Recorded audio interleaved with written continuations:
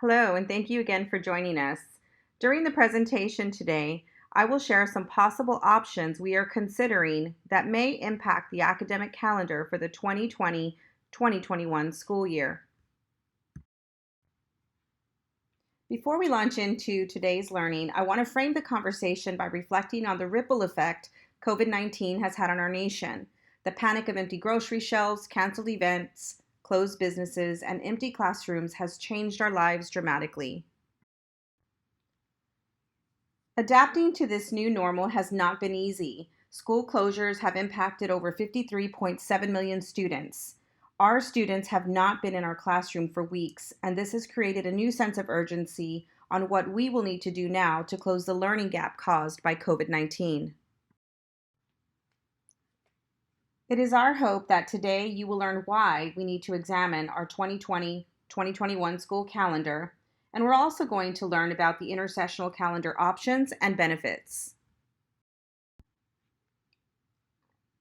As we consider all the possibilities for reopening our schools, we need to have the highest levels of safety in place.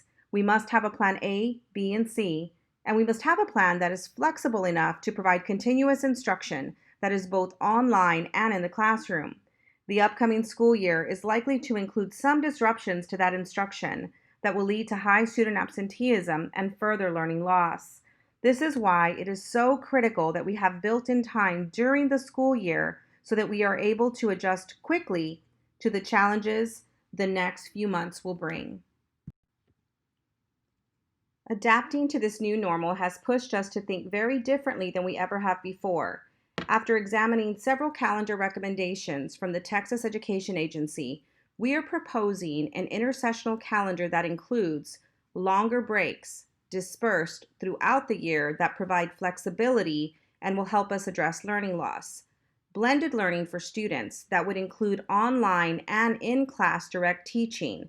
These intersession breaks can be used for remediation, acceleration, or enrichment, offering our students broader access to teachers and programs.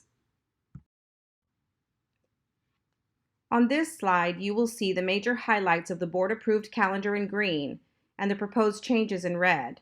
The changes to the proposed calendar will provide us with enough time to bring in students who need additional support, and it will also allow us to meet the required number of instructional minutes that the state mandates for students. The intersessional calendar will include an earlier start date and later end date, 5 more instructional days, from 175 days to 180 days for students, 15 additional minutes of instruction to the end of the day at the elementary, middle, and high school. All of the proposed changes will help us catch up students so they are ready for the next grade level. The chart in the middle of the slide will provide you with an example of what the intersessional calendar could look like. The gray bars show the scheduled intersession weeks during the school year.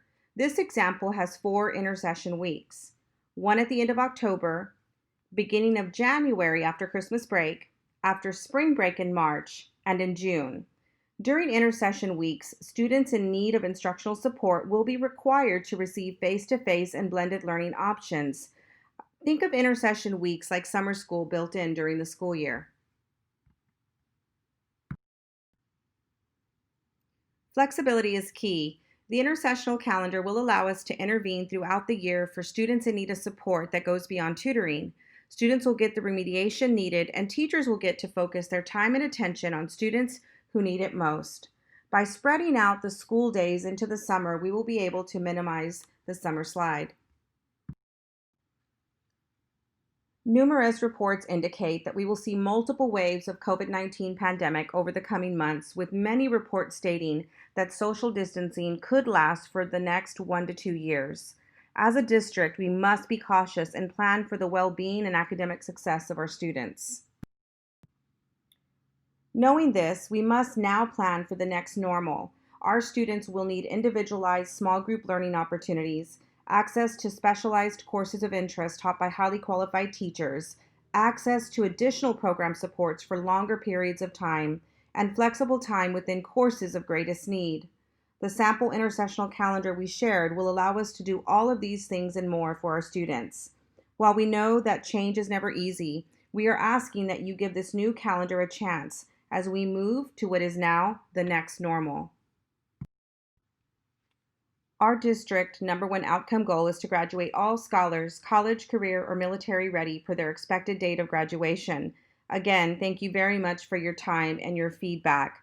Please be sure to log into our website at www.eisd.net so that we can continue to gather your feedback.